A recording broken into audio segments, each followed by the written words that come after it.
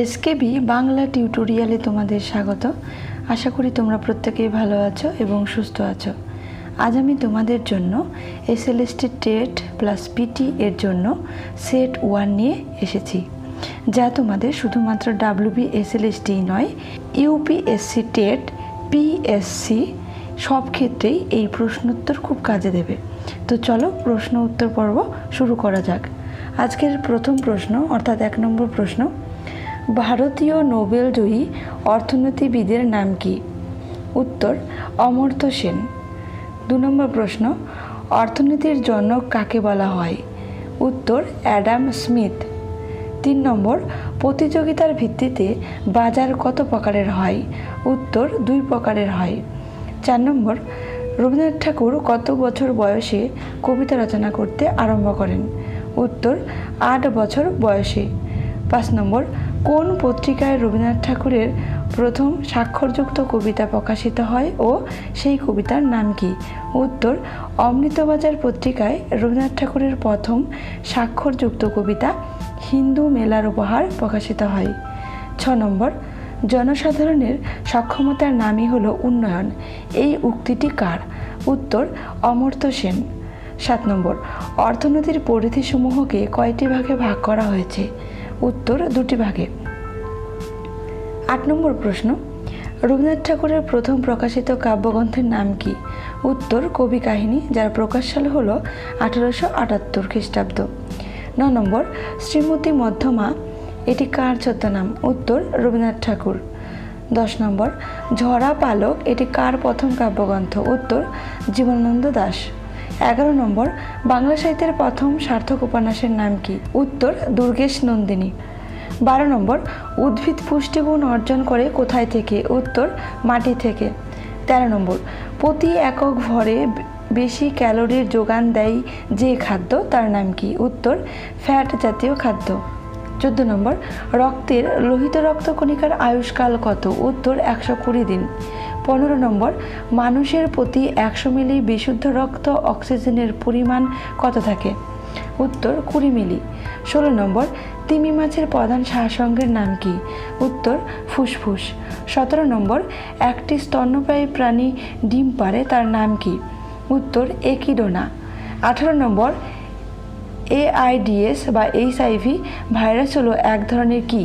উত্তর এখানে RNA virus হবে, RNA virus.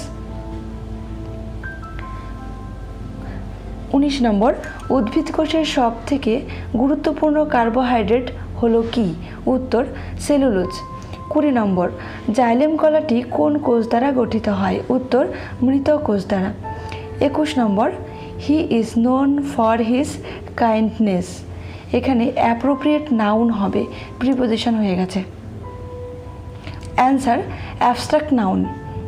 22 number, I have a gold ring, এখানেও অ্যাপ্রোপ্রিয়েট নাউন হবে, answer material noun. 23 number, antonyms arrogant, answer হবে humble. 24 number, antonyms boon, answer হবে bane. 25 number, the parents with their child is are going, এখানে answer হবে are. 26 নম্বর, পশ্চিমবঙ্গ সরকারের সবলা প্রকল্পটি কত সালে কার্যকরী হয়? উত্তর 2011 সালের জুলাই মাস থেকে। 26 নম্বর, কোন গ্রহকে সবুজ গ্রহ বলা হয়? উত্তর ইউরেনাস। 27 নম্বর, ড্রেক অ্যান্টার কোন মরুভূমিতে দেখা যায়? উত্তর সাহারা মরুভূমিতে। 28 নম্বর, গ্রাবরেখা হিমবাহের কোন কার্যের ফলে সৃষ্ট হয়? উত্তর হিমবাহের সঞ্চয় কার্যের ফলে। 29 নম্বর, মিনামাটা রোগ প্রথম কোথায় হয়েছিল? উত্তর জাপানে। 30 নম্বর, GWP এর সম্পূর্ণ নাম কি? উত্তর গ্লোবাল ওয়ার্মিং পোটেনশিয়াল। 31 নম্বর, বাংলার যে জেলার উপর দিয়ে কর্কটক্রান্তি রেখা গেছে সেগুলির নাম কি কি? উত্তর এখানে বাংলার বলতে পশ্চিমবঙ্গ হবে, উত্তর নদিয়া, বর্ধমান, বাঁকুড়া ও পুরুলিয়া। 32 নম্বর, দক্ষিণবঙ্গের প্রবেশদ্বার এর নাম কি? উত্তর ক্যানিং, ক্যানিংকে বলা হয় দক্ষিণবঙ্গের প্রবেশদ্বার। 33 নম্বর, বাংলায় সবচেয়ে কম বৃষ্টি হয় কোথায়? উত্তর বীরভূমের ময়ূরেশ্বরে। 34 নম্বর, কৃষ্ণনগর বিখ্যাত কেন? উত্তর, মৃৎশিল্পের জন্য। 35 নম্বর, দার্জিলিং জেলার পার্বত্য অঞ্চলের সর্বোচ্চ রেল স্টেশনের নাম কি? উত্তর, ঘুম। 36 নম্বর, খরার জেলা বলা হয় কোন জেলাকে? উত্তর, পুরুলিয়া জেলাকে। 37 নম্বর, সুন্দরবনের যেসব অঞ্চলে কৃষিকাজ হয় তাকে কি বলা হয়? উত্তর, আবাদ। 38 নম্বর, ভারতীয় সংবিধান কত সালে গৃহীত হয়? উত্তর, 1949 সালের 26শে নভেম্বর। 39 নম্বর, সংবিধান রচনার সমগ্র সময়কাল কত ছিল? উত্তর, 2 বছর 11 মাস 18 দিন। 40 নম্বর, ড্রাফটিং কমিটির চেয়ারম্যান কে ছিলেন? উত্তর, বি.আর. আম্বেদকর। 41 নম্বর, সংবিধান রচনার নথি তৈরি করার দায়িত্ব ছিল কোন কমিটির উপর? উত্তর, খসড়া কমিটির উপর। 42 নম্বর, রাষ্ট্রপতি নির্বাচন প্রক্রিয়া কোন দেশের সংবিধান থেকে নেওয়া হয়েছে? উত্তর, আয়ারল্যান্ডের সংবিধান থেকে। 43 নম্বর, মৌলিক কর্তব্য এবং পঞ্চবার্ষিকী পরিকল্পনা গৃহীত হয়েছে কোন দেশ থেকে? উত্তর, সোভিয়েত রাশিয়ার সংবিধান থেকে। 44 নম্বর, ভারতের প্রথম শিক্ষামন্ত্রী কে ছিলেন? উত্তর, চক্রবর্তী রাজা গোপালাচারী। 45 নম্বর, স্বাভাবিক সংখ্যা বা ন্যাচারাল নাম্বার কাকে বলে? উত্তর, কোনো কিছু গণনা করার জন্য যে সংখ্যা ব্যবহার করা হয় তাকে স্বাভাবিক সংখ্যা বলা হয়। যেমন 1 2 3 4 5, মানে 1 থেকে শুরু করে যে আমরা গুণে থাকি সংখ্যাগুলো দিয়ে। আরেকটা কথা এখানে বলে রাখি যে SLST PT বা টেটের জন্য, টেট বলতে আপার প্রাইমারি বোঝাচ্ছে এখানে, তো এখানে বিভিন্ন যে সাবজেক্টগুলো রয়েছে পিটি বা SLST সিলেবাসের জন্য, সবগুলো সাবজেক্ট থেকেই এখানে প্রশ্নোত্তর পর্ব নেওয়া হয়েছে যাতে তোমাদের খুব সুবিধা হয় প্রিপারেশন নিতে। 46 নম্বর, শূন্য থাকে না কোন সংখ্যায়? উত্তর, স্বাভাবিক সংখ্যা। 47 নম্বর, কোন সংখ্যাকে PQ আকারে প্রকাশ করা যায়? উত্তর, মূলদ সংখ্যা হবে, এখানে ত হয়ে গেছে, মূলদ সংখ্যাকে PQ আকারে প্রকাশ করা যায়। 48 নম্বর, অমূলদ সংখ্যা কাকে বলে? উত্তর, যে সংখ্যাকে PQ আকারে প্রকাশ করা যায় না তাকে অমূলদ সংখ্যা বলে। 49 নম্বর, পরস্পর মৌলিক সংখ্যা কাকে বলে? উত্তর, দুটি স্বাভাবিক সংখ্যাকে পরস্পর মৌলিক সংখ্যা বলা হয় যদি সংখ্যা দুটির মধ্যে এক ছাড়া অন্য কোনো সাধারণ উৎপাদক থাকে না বা না থাকে। যেমন 2 এবং 3, এই দুটো সংখ্যার ক্ষেত্রে দেখো যে 2 এবং 3কে এক ছাড়া উৎপাদকে বিশ্লেষণ করা যাচ্ছে না, তাই 2 এবং 3কে পরস্পর মৌলিক সংখ্যা বলা হয়। 50 নম্বর, অখণ্ড সংখ্যা কাকে বলে? উত্তর, স্বাভাবিক সংখ্যাগুলির সাথে 0 সংখ্যাটিকে বা শূন্য সংখ্যাটিকে সংযুক্ত করলে যে সংখ্যাগুলি পাওয়া যায় তাদের অখণ্ড সংখ্যা বলে। যেমন 0 প্রথমে রয়েছে বা 0 বলতে পারো, 1 2 3 4 5 এরকম করে হবে, মানে আমরা যখন গুনবো অখণ্ড সংখ্যার ক্ষেত্রে তখন শূন্য সংখ্যাটাকেও ধরতে হবে। 51 নম্বর, কোন দেশ 3 চাইল্ড পলিসি আনলো? উত্তর, চীন। 52 নম্বর, পশ্চিমবঙ্গের যুবশ্রী প্রকল্প কবে থেকে শুরু হয়? উত্তর, 2013 সালের 3 অক্টোবর। 53 নম্বর, BOD এর সম্পূর্ণ নাম কি? উত্তর, বায়োলজিক্যাল অক্সিজেন ডিমান্ড। 54 নম্বর, শব্দের তীব্রতা মাপার এককের নাম কি? উত্তর, ডেসিবেল। 55 নম্বর প্রশ্ন, রিক্টার স্কেলের কাজ কি? উত্তর, ভূমিকম্পের ক্ষয়ক্ষতি ও তীব্রতা মাপা হয় এই স্কেলে। 56 নম্বর প্রশ্ন, আকরিক লোহা এটি কোন ধরনের সম্পদ?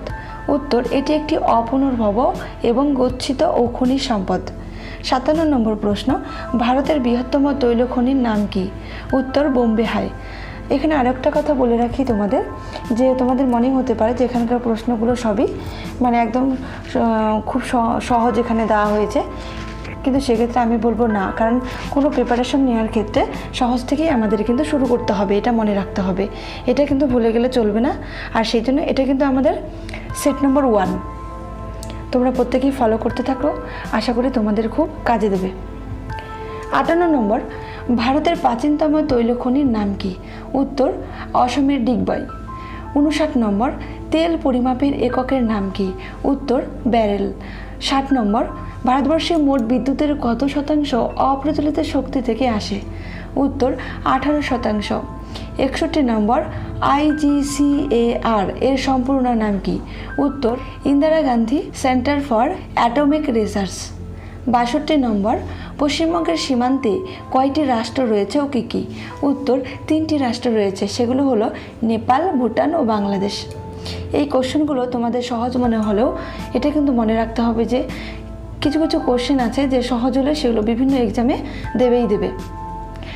63 নম্বর, পশ্চিমবঙ্গের সীমান্তে ভারতীয় কয়টি রাজ্য রয়েছে ও কী কী? উত্তর, 5টি রাজ্য রয়েছে, সেগুলো হলো সিকিম, বিহার, ঝাড়খণ্ড, উড়িষ্যা ও অসম। 64 নম্বর, পশ্চিমবঙ্গের কয়টি প্রশাসনিক বিভাগ রয়েছে ও কী কী? উত্তর, পশ্চিমবঙ্গের সর্বমোট 5টি প্রশাসনিক বিভাগ রয়েছে, সেগুলো হলো জলপাইগুড়ি বিভাগ, মালদা বিভাগ, বর্ধমান বিভাগ, প্রেসিডেন্সি বিভাগ ও মেদিনীপুর বিভাগ। 65 নম্বর, পশ্চিমবঙ্গের 5টি বিভাগের মধ্যে কোন বিভাগটি প্রধান কৃষিভিত্তিক শহর রয়েছে? উত্তর, বর্ধমান বিভাগে। 66 নম্বর, প্রেসিডেন্সি বিভাগের অন্তর্গত জেলা সদরের নাম কি? উত্তর, আলিপুরদুয়ার জেলা সদর। 67 নম্বর, সিটি অফ জয় কাকে বলা হয়? উত্তর, কলকাতাকে। 68 নম্বর প্রশ্ন, চিকেন নেক কাকে বলা হয়? উত্তর, উত্তর দিনাজপুরের চোপড়াকে। 69 নম্বর, পশ্চিমবঙ্গের প্রাথমিক বিদ্যালয়ের সংখ্যা কত? উত্তর, প্রায় 60,000। 70 নম্বর, পশ্চিমবঙ্গের কলেজের সংখ্যা কত? উত্তর, 200টি। 71 নম্বর, পশ্চিমবঙ্গে মোট কয়টি জাতীয় উদ্যান রয়েছে? উত্তর, 6টি জাতীয় উদ্যান রয়েছে। 72 নম্বর, অ্যাবান্ডন এর সিনোনিমস অ্যান্ড অ্যান্টোনিমস কি? অ্যান্সার, সিনোনিমস হবে গিভ মানে উপর, যেটা বোঝায়। অ্যান্টোনিমস হবে কন্টিনিউ। 73 নম্বর, অ্যাবেট এর সিনোনিমস অ্যান্ড অ্যান্টোনিমস কি? অ্যান্সার হবে সিনোনিমস কর্নিভ, অ্যান্টোনিমস হবে ডেটার। 74 নম্বর, অ্যাব্রাপ্ট এর সিনোনিমস অ্যান্ড অ্যান্টোনিমস কি? অ্যান্সার, সিনোনিমস হবে সাডেন, অ্যান্টোনিমস হবে সাকসেসিভ।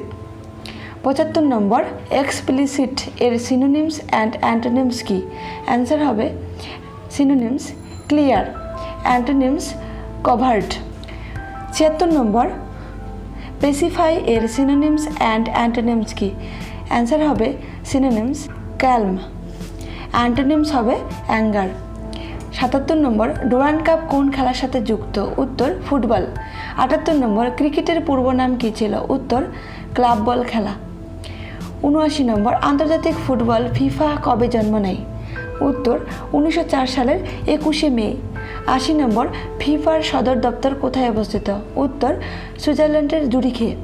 81 নম্বর, কলিচুনের রাসায়নিক নাম কি? উত্তর, ক্যালসিয়াম হাইড্রাইড।